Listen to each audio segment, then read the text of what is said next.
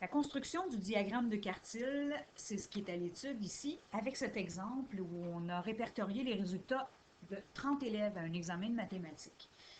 Alors, première chose à faire, c'est d'ordonner nos données. Actuellement, elles sont désordonnées, alors les 30 données devront être placées en ordre croissant. Alors, magie et hop, c'est fait. Donc, maintenant que nos résultats sont ordonnés, pour construire le diagramme de quartile, j'ai besoin des 3 mesures de dispersion, donc les 3 quartiles, et j'aurai également besoin du minimum et du maximum. Alors, en premier lieu, on va aller déterminer la médiane, qu'on appelle maintenant Q2, le deuxième quartile. Les données sont ordonnées, j'en ai 15 en haut et 15 en bas, donc forcément, ma médiane va se situer entre ce 73 et le deuxième 73, de sorte que Q2 va être obtenu en faisant la moyenne de ces deux données, donc 73. Pour trouver Q1, je procède avec le sous-groupe obtenu placé avant Q2. J'ai ainsi obtenu un sous-groupe de 15 résultats, et ce sont d'ailleurs les résultats un peu plus faibles.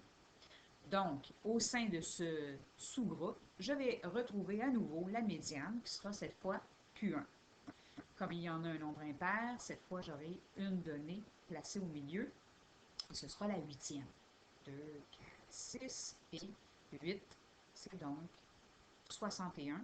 J'ai bien 7 données de ce côté et 7 données de l'autre côté. Donc Q1 vaut 61. Ensuite, je procède de la même façon pour aller déterminer Q3. Alors, bien entendu, encore une fois, 3, 6, 7, 8e donnée dans ce sous-groupe. J'ai donc 7 données dans chacun des sous-groupes, maintenant que les bornes sont fixées. Alors, Q3 vaudra 83. Ces 3 données-là, ces 3 valeurs numériques plutôt, vont figurer dans mon diagramme de quartile. J'ai également besoin d'y mettre le minimum, qui ici est de 39, et le maximum de 95.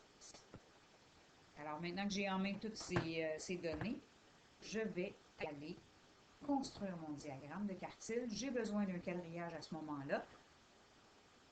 J'ai besoin d'un axe et j'y mettrai les résultats. Un problème fréquent, quelle graduation adopter? On peut se poser la question, je ne sais pas si tu peux voir, chacun des petits carreaux bleus pourrait peut-être être une unité, de sorte que les carreaux rouges, eux, représentent 5 unités de graduation. Alors, on va vérifier si j'en aurais suffisamment. Évidemment, si on regarde la page précédente, de 39 à 45, j'ai combien de un à l'autre? J'ai 56 d'étendue. Peut-être une bonne chose de l'écrire, puisque parfois on nous demande c'est quoi l'étendue, alors maximum moins minimum. 56. J'ai donc besoin en fait de 56 d'étalement entre ces deux données-là. Alors, si je mets 1 par carreau, j'aurai donc 5, 10, 15, 20, 25, 30, 35, 40, 45, 50, 55, ce qui serait suffisant. Je pourrais donc commencer ma graduation 35 et faire des bonds de 5.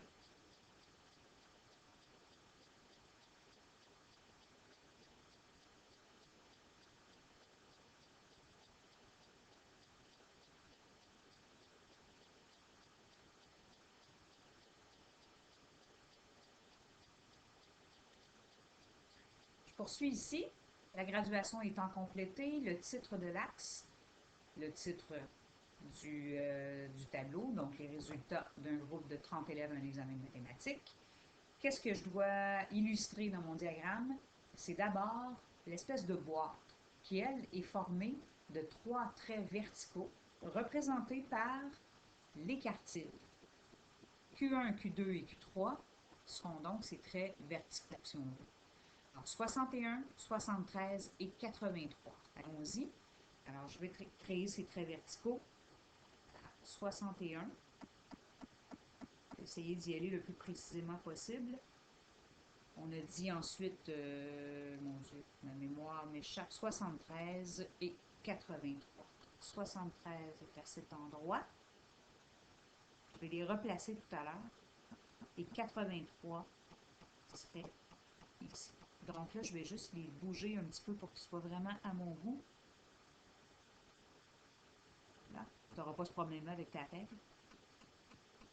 73, de même que 83. Voilà, ils sont bien positionnés cette fois-ci. Il ne me reste plus qu'à fermer cette boîte par des traits horizontaux que voici. Maintenant, il nous reste à faire ce qu'on appelle les moustaches. Donc, on va faire des traits et on va aller rejoindre les minimums et maximums. Alors, on parle de 39 et 95. Habituellement, les traits sont un petit peu plus courts. Alors, vis-à-vis 39, je vais faire un trait un petit peu plus court. Des croches. Je vais commencer ça, que ce soit beau quand même.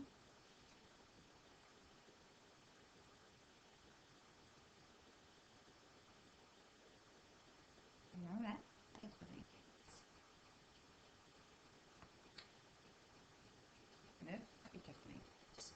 Il ne me reste plus qu'à relier à partir du milieu de la hauteur de la boîte jusqu'à ces fameuses moustaches.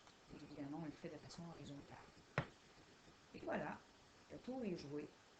On a toutes nos valeurs qui sont indiquées, c'est-à-dire Q1, Q2 et Q3, le minimum et le maximum.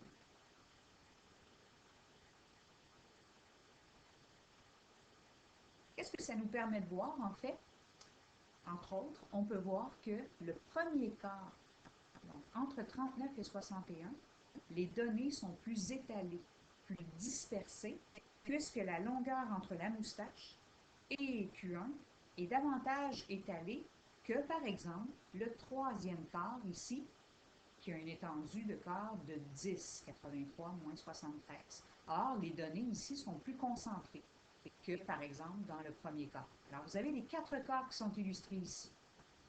Premier quart, deuxième quart, troisième quart et finalement le quatrième quart. Et je te rappelle que les frontières, c'est les quartiles.